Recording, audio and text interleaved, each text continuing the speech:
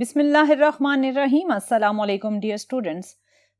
जैसा कि आप जानते हैं कि हमने प्रीवियस लेक्चर में फोटो इलेक्ट्रिक इफेक्ट के बेसिक पैरामीटर्स को डिटेल में स्टडी किया और आज हम स्टडी करेंगे कि अगर हम फोटो इलेक्ट्रिक इफेक्ट में इंटेंसिटी और फ्रीक्वेंसी की वेरिएशंस करते हैं तो फोटो इलेक्ट्रिक इफेक्ट में क्या चेंजेस आएंगी। तो चलिए स्टार्ट करते हैं।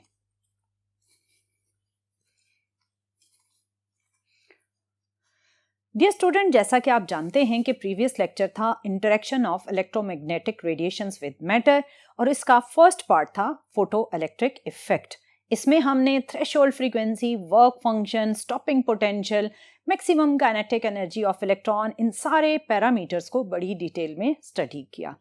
आज हमने जो चीज़ स्टडी करनी है वो है intensity variation effect on photo electric effect and frequency variation effect on photo electric effect. इस सारे इफेक्ट को समझने के लिए हम जो एक्सपेरिमेंटल अरेंजमेंट यूज करेंगे वो कुछ इस तरह से होगी। इसमें हमने क्योंकि फ्रीक्वेंसी और इंटेंसिटी दोनों को वेरिएशंस के अकॉर्डिंग ऑब्जर्व करना है, सो फ्रीक्वेंसी वेरिएशन के लिए कुछ इस तरह और इंटेंसिटी वेरिएशन के लिए कुछ इस तरह का अरेंजमेंट अपने सर्किट अरेंजमेंट के साथ कनेक्ट करेंगे और ऑब्जर्व करेंगे effect of intensity and frequency variation. जैसा कि आप जानते हैं कि जब आप फोटो इलेक्ट्रिक इफेक्ट ऑब्जर्व करते हैं तो हर मेटल की एक पर्टिकुलर मिनिमम थ्रेशोल्ड फ्रीक्वेंसी होती है जिस पर फोटो इलेक्ट्रिक इफेक्ट स्टार्ट होता है। लेट्स सपोज हम लेते हैं cathode made of sodium metal. इस पर जब आप लाइट फॉल करते हैं तो ये विजिबल रीजन की फ्रीक्वेंसीज में आपको फोटो इलेक्ट्रिक इफेक्ट दिखाती है। डियर स्टूडेंट, अगर हम इस सोडियम मेटल पर इनिशियली रेड कलर की लाइट फॉल करें तो जैसे ही रेड कलर लाइट सोडियम पर फॉल हुई तो हमें सर्किट में करंट की कोई भी वैल्यू नजर नहीं आई। इसका मतलब कि रेड कलर की फ्रीक्वेंसी सोडियम मेटल की थ्रेशोल्ड फ्रीक्वेंसी नहीं है। फिर हमने चेंज किया, रेड से मूव हुए हम येलो कलर की तरफ। जैसे ही येलो कलर की लाइट फॉल हुई हमने दोबारा करंट की वैल्यू को नोट किया, द करंट इज 0। इसका मतलब ये हुआ कि येलो फ्रीक्वेंसी भी थ्रेशोल्ड फ्रीक्वेंसी को सेटिस्फाई नहीं कर रही। फिर हम मूव हुए ऑरेंज कलर की तरफ, अगेन सेम रिजल्ट रहा, करंट 0 रही। लेकिन जैसे ही ग्रीन कलर की लाइट फॉल हुई तो जिस मोमेंट पर ग्रीन कलर की लाइट फॉल हुई आपने इलेक्ट्रॉन्स की मूवमेंट या करंट को सर्किट में ऑब्जर्व किया। इसका मतलब ये हुआ कि green colour frequency is the minimum frequency for sodium metal at which the photo electric effect will start. अब अगर मैं ब्लू कलर की फ्रीक्वेंसी लाइट यूज करती हूँ तो अगेन आपको करंट नजर आएगा। अगर आप एक क्लोज ऑब्जर्वेशन करें तो ग्रीन कलर के केस में इमिट होने वाले इलेक्ट्रॉन्स ब्लू कलर के कंपैरेटिवली स्लो मूव कर रहे हैं और ब्लू कलर में इमिट होने वाले इलेक्ट्रॉन्स की काइनेटिक एनर्जी ज्यादा है and they are moving faster as compare to green colour case. इस सारी सिचुएशन में हमने फ्रीक्वेंसी को चेंज किया लेकिन हमने इंटेंसिटी मीटर को बिल्कुल चेंज नहीं किया। इसका मतलब ये हुआ कि जब मेटल सरफेस पर आप डिफरेंट फ्रीक्वेंसीज को फॉल करते हैं विद सेम इंटेंसिटी तो आपके पास सिर्फ उसी केस में करंट आएगी जिसमें आपके पास थ्रेशोल्ड फ्रीक्वेंसी की सेटिस्फेक्शन होगी। जब आपने येलो, रेड, ऑरेंज कलर की फ्रीक्वेंसीज को फॉल किया तो आपके पास कोई भी इलेक्ट्रॉनिक करंट सर्किट में नहीं थी।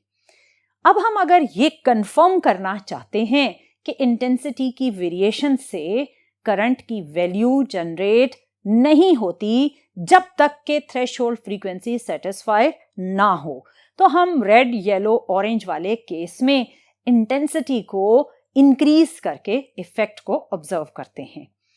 अगर आप रेड कलर की लाइट की 100% इंटेंसिटी भी कर दें तो चाहे आप पूरा दिन इस रेड लाइट को मेटल सरफेस पर फॉल करते रहें, एक भी इलेक्ट्रॉन रिमूव नहीं होता। इसका मतलब ये हुआ कि अगर आपने फोटो इलेक्ट्रिक इफेक्ट ऑब्जर्व करना है तो photo electric effect just depend करता है फ्रीक्वेंसी ऑफ इंसिडेंट लाइट। अगर वो फ्रीक्वेंसी थ्रेशोल्ड फ्रीक्वेंसी को सेटिस्फाई नहीं कर रही तो चाहे आप 100% इंटेंसिटी भी कर दें तो एक सिंगल इलेक्ट्रॉन भी रिमूव नहीं होगा। लेकिन अगर आपकी incident light for example blue colour जो कि थ्रेशोल्ड फ्रीक्वेंसी को सेटिस्फाई करता है, अगर ये लाइट है तो आपको करंट तो नजर आ रहा है। अब अगर आप इंटेंसिटी इंक्रीज करते हैं तो ऑब्वियसली जैसे ही आप इंटेंसिटी को इंक्रीज करेंगे तो करंट की वैल्यू भी आपको इंक्रीज होती हुई नजर आएगी। सो यहां से हमने ये कंक्लूड किया कि अगर फ्रीक्वेंसी थ्रेशोल्ड फ्रीक्वेंसी से कम है तो चाहे जितनी भी इंटेंसिटी हो करंट की वैल्यू 0 रहती है, और अगर फ्रीक्वेंसी थ्रेशोल्ड फ्रीक्वेंसी वाली कंडीशन को सेटिस्फाई करती है तो फिर अगर आप इंटेंसिटी इंक्रीज करते हैं तो ऑब्वियसली सर्किट में करंट की वैल्यू भी इंक्रीज होगी। सो इस ऑब्जर्वेशन के अकॉर्डिंग अब हम चलते हैं ग्राफिकल एक्सप्लेनेशन की तरफ। आपकी बुक में 2 ग्राफ हैं। इनमें से एक ग्राफ है जिसमें आप फ्रीक्वेंसी को वेरिएबल बनाएंगे और इंटेंसिटी को कांस्टेंट रखेंगे, जबकि दूसरे ग्राफ में आप इंटेंसिटी को वेरिएबल बनाएंगे और फ्रीक्वेंसी को कांस्टेंट रखेंगे। सो हम फर्स्ट वन की तरफ पहले चलते हैं जिसमें आपने फ्रीक्वेंसी को वेरी करना है, जैसा कि अभी हमने ग्रीन और ब्लू कलर की लाइट में ऑब्जर्व किया। लेकिन इस ग्राफ को एक्सप्लेन करते हुए आपने इंटेंसिटी को बिल्कुल वेरी नहीं करना। अगर आप पहले ग्रीन कलर की लाइट को F1 और ब्लू कलर की लाइट को F2 से इंडिकेट करें तो आप जानते हैं कि ब्लू कलर की फ्रीक्वेंसी F2 ग्रीन कलर की फ्रीक्वेंसी F1 से ज्यादा है। सो जब आप F1 F2 के अकॉर्डिंग स्टॉपिंग पोटेंशियल की वैल्यू कैलकुलेट करेंगे तो क्या वो सेम आएगी या डिफरेंट आएगी? मैं अपना क्वेश्चन रिपीट करती हूं कि जब आपके पास F1 के फोटोन फॉल हुए और आपने स्टॉपिंग पोटेंशियल कैलकुलेट किया, और दूसरे केस में जब ब्लू कलर के फोटोन फॉल हुए और आपने स्टॉपिंग पोटेंशियल कैलकुलेट किया, तो क्या दोनों केसेस में स्टॉपिंग पोटेंशियल सेम आएगा या डिफरेंट आएगा? आई एम श्योर कि आपका आंसर होगा कि डिफरेंट आएगा, क्योंकि मैंने आपको बताया कि ब्लू कलर की जो फ्रीक्वेंसी है that frequency is greater than green colour frequency. So जब ब्लू कलर की लाइट फॉल होगी तो maximum kinetic energy of emitted electron ज्यादा होगी, जबकि जब ग्रीन कलर की लाइट फॉल होगी तो maximum kinetic energy of emitted electron comparatively कम होगी। सो जब मैक्सिमम काइनेटिक एनर्जी दोनों केसेस में डिफरेंट है तो स्टॉपिंग पोटेंशियल भी डिफरेंट होगा। ऑब्वियसली ब्लू कलर के इलेक्ट्रॉन को रोकना मुश्किल होगा, सो ब्लू कलर के केस में स्टॉपिंग पोटेंशियल की वैल्यू ग्रेटर आएगी as compare to green colour light case. So इस ग्राफ में जिसमें हमने एक्स एक्सिस पर पोटेंशियल को ड्रॉ किया है और वाई एक्सिस पर आपने करंट को ड्रॉ किया है। जब आपने F1 और F2 की वैल्यूज के अकॉर्डिंग ग्राफ ड्रॉ किया तो F2 ऑब्वियसली अपर लेवल पर आएगा, क्योंकि F2 की वैल्यू F1 के कंपैरेटिवली ज्यादा है। जब मैं F1 के कोरस्पॉन्डिंग स्टॉपिंग पोटेंशियल और F2 के कोरस्पॉन्डिंग स्टॉपिंग पोटेंशियल ड्रॉ करूंगी तो ये जाएगा towards the negative side of the graph, क्योंकि स्टॉपिंग पोटेंशियल था रिवर्स नेगेटिव पोटेंशियल। और आपने ऑब्जर्व किया कि ब्लू कलर की लाइट के कोरस्पॉन्डिंग स्टॉपिंग पोटेंशियल की वैल्यू ग्रीन कलर की लाइट के कोरस्पॉन्डिंग स्टॉपिंग पोटेंशियल से ग्रेटर है। सो ये हमें ग्राफ ये बता रहा है कि स्टॉपिंग पोटेंशियल डिपेंड करता है फ्रीक्वेंसी ऑफ इंसिडेंट लाइट पर। अगर फ्रीक्वेंसी इंसिडेंट लाइट की ज्यादा है तो ऑब्वियसली इलेक्ट्रॉन्स की काइनेटिक एनर्जी भी ज्यादा होगी, और अगर फ्रीक्वेंसी कम है तो स्टॉपिंग पोटेंशियल की वैल्यू भी कम होगी। सो इस ग्राफ में हमने कंपेयर किया फ्रीक्वेंसी और स्टॉपिंग पोटेंशियल की वेरिएशन को by keeping intensity constant. Second graph में हम फ्रीक्वेंसी को कांस्टेंट रखेंगे। लेट्स सपोज हम ब्लू कलर की ही लाइट यूज करते हैं विद 50% इंटेंसिटी। अब हमने इंटेंसिटी को वेरी करना है और फ्रीक्वेंसी को कांस्टेंट रखना है। अगेन चलते हैं ग्राफ की तरफ। एक्स एक्सिस पर है स्टॉपिंग पोटेंशियल वैल्यूज, जिसमें नेगेटिव साइड पर आएगा स्टॉपिंग पोटेंशियल, और वाई एक्सिस पर हमने ड्रॉ किया करंट को। डियर स्टूडेंट, जब आपने एक ही कलर यूज किया है तो फ्रीक्वेंसी को हम F1 या F2 नहीं लिखेंगे, लेकिन हमने इंटेंसिटी को वेरी किया है। सो I1 एंड I2, जिसमें से I2 is greater then I1। अब अगर मैं आपसे पूछूं कि ब्लू कलर की ही लाइट फॉल हो रही है, पहले उसकी इंटेंसिटी थी 50% और फिर आपने उस इंटेंसिटी को बढ़ा दिया टिल 80%। दोनों केसेस में क्या इमिट होने वाले इलेक्ट्रॉन्स की काइनेटिक एनर्जी में कोई चेंज आएगा? ऑब्वियसली कोई भी चेंज नहीं आएगा, क्योंकि काइनेटिक एनर्जी डिपेंड करती है फ्रीक्वेंसी ऑफ इंसिडेंट लाइट। हमने सिंपली इंटेंसिटी को चेंज किया है, फ्रीक्वेंसी को चेंज नहीं किया। जब तक आप फ्रीक्वेंसी को चेंज नहीं करेंगे, एनर्जी चेंज नहीं होगी, काइनेटिक एनर्जी भी चेंज नहीं होगी। इंटेंसिटी को चेंज करने से सिंपली ये होगा कि अगर पहले कम इलेक्ट्रॉन्स रिमूव हो रहे थे, तो जब आपने इंटेंसिटी बढ़ाई तो ज्यादा इलेक्ट्रॉन्स रिमूव होंगे, बट उनकी एनर्जीज में कोई भी फर्क नहीं होगा।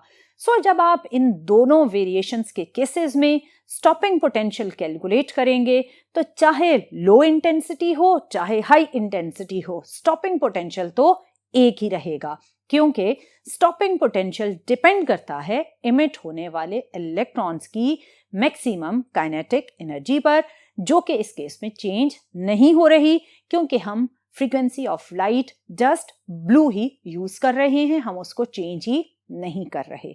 सो अगर मैं इसको ग्राफ के अकॉर्डिंग ड्रॉ करूं, तो I1 and I2 for the same frequency will have same stopping potential. So इस केस में आपको स्टॉपिंग पोटेंशियल में कोई भी वेरिएशन नजर नहीं आएगी, क्योंकि आपने फ्रीक्वेंसी को चेंज नहीं किया। इंटेंसिटी के चेंज होने से just number of emitted electron change होगा, उन एमिटेड इलेक्ट्रॉन्स की काइनेटिक एनर्जी में कोई भी चेंज नहीं आएगा।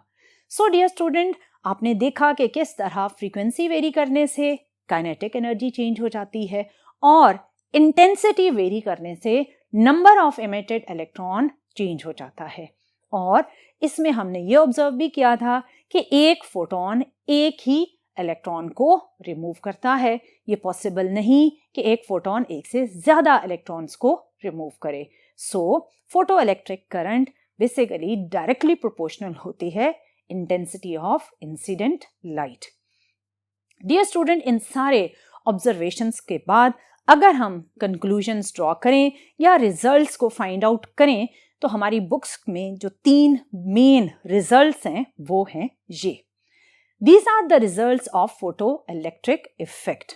इनमें से जो फर्स्ट वन है वो है electrons are emitted with different energies and the maximum energy of photoelectron depend on the nature of metal surface and frequency of incident light. Next जो इसका सेकेंड रिजल्ट है वो ये है कि there is minimum frequency for removal of electrons from the metal surface, which is called threshold frequency, and number of electrons depends on the intensity of light.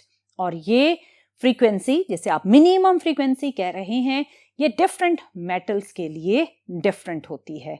Her metal के लिए एक particular threshold frequency की value होती है जिस पर वो electrons को रिमूव करती है। और जो थर्ड वन रिजल्ट है वो ये है कि इलेक्ट्रॉन्स आर इमिटेड इंस्टेंटेनियसली, यानी जिस लम्हे लाइट उस पर फॉल करती है, अगर वो लाइट थ्रेशोल्ड फ्रीक्वेंसी की कंडीशन को सेटिस्फाई करती है, तो चाहे उस लाइट की एक फेंट बीम भी क्यों ना उस मेटल पर फॉल करे, तो वो फेंटेस्ट बीम भी इलेक्ट्रॉन को रिमूव करवाने में कामयाब हो जाती है। ये कहलाता है इंस्टेंटेनियस एमिशन ऑफ इलेक्ट्रॉन।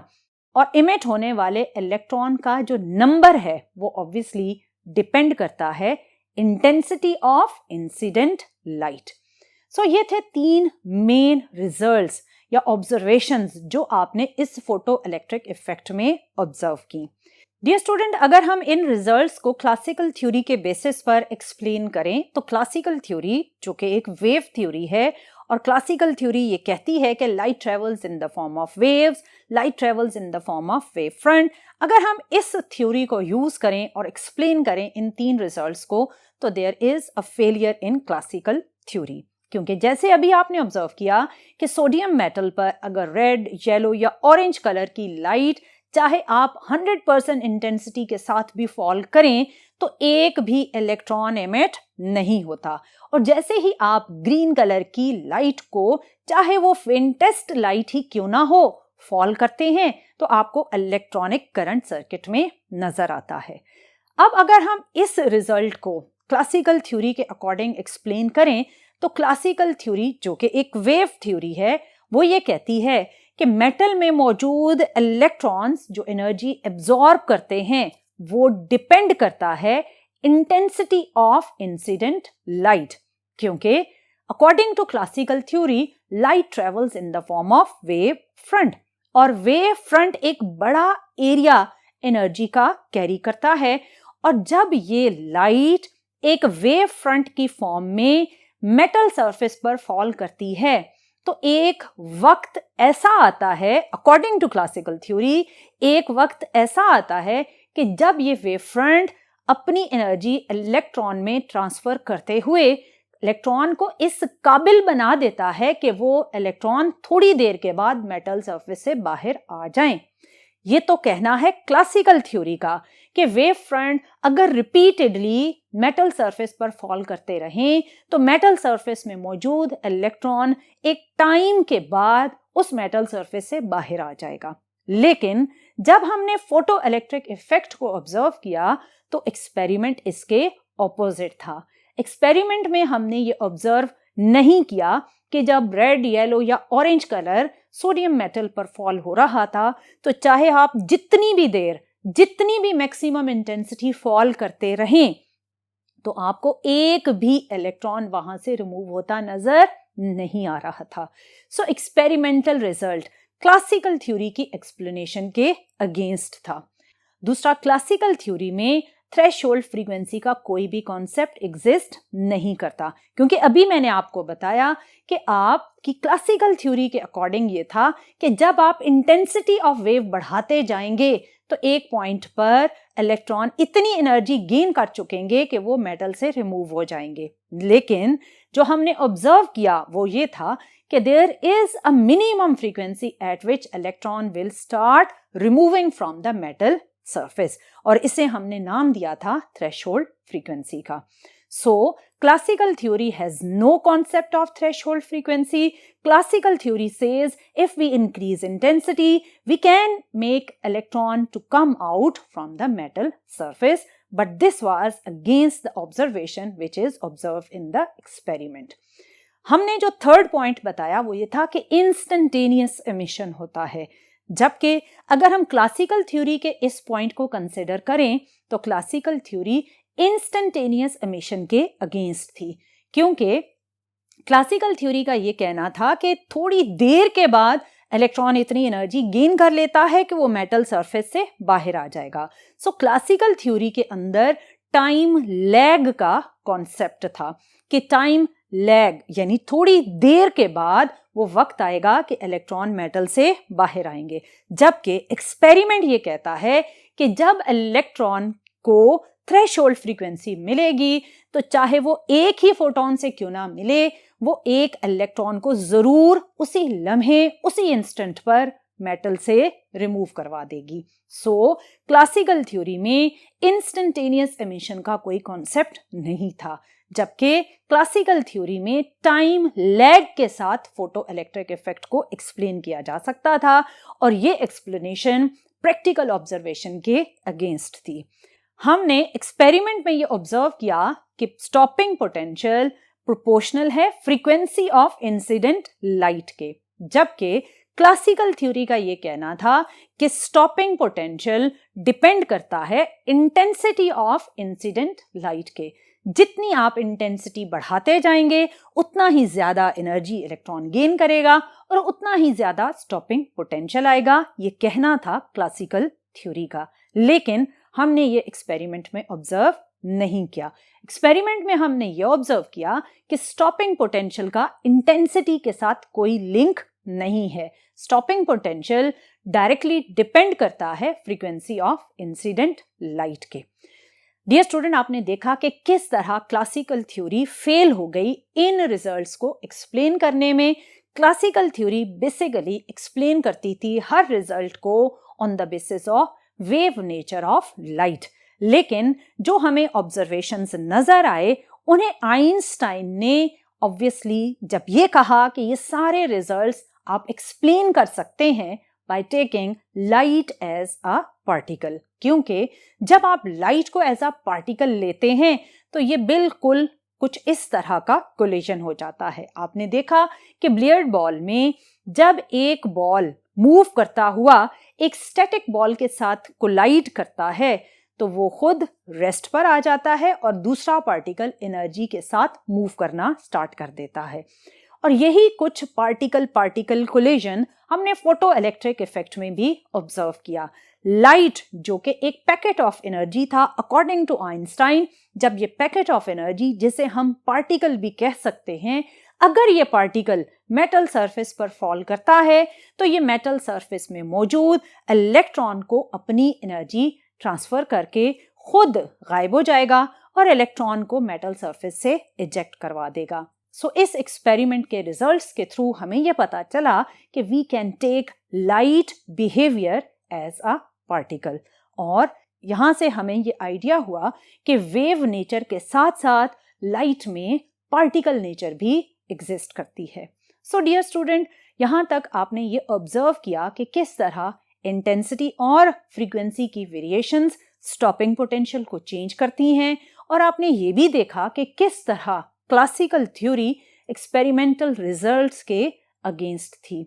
सो आज के लेक्चर में इतना ही। इंशाल्लाह नेक्स्ट लेक्चर में मजीद हम इसके थर्ड पार्ट को स्टडी करेंगे, जिसमें हम ये देखेंगे कि किस तरह आइंस्टाइन ने फोटो इलेक्ट्रिक इफेक्ट को क्वांटम थ्योरी के बेसिस पर एक्सप्लेन किया। बट टिल देन, अल्लाह हाफिज।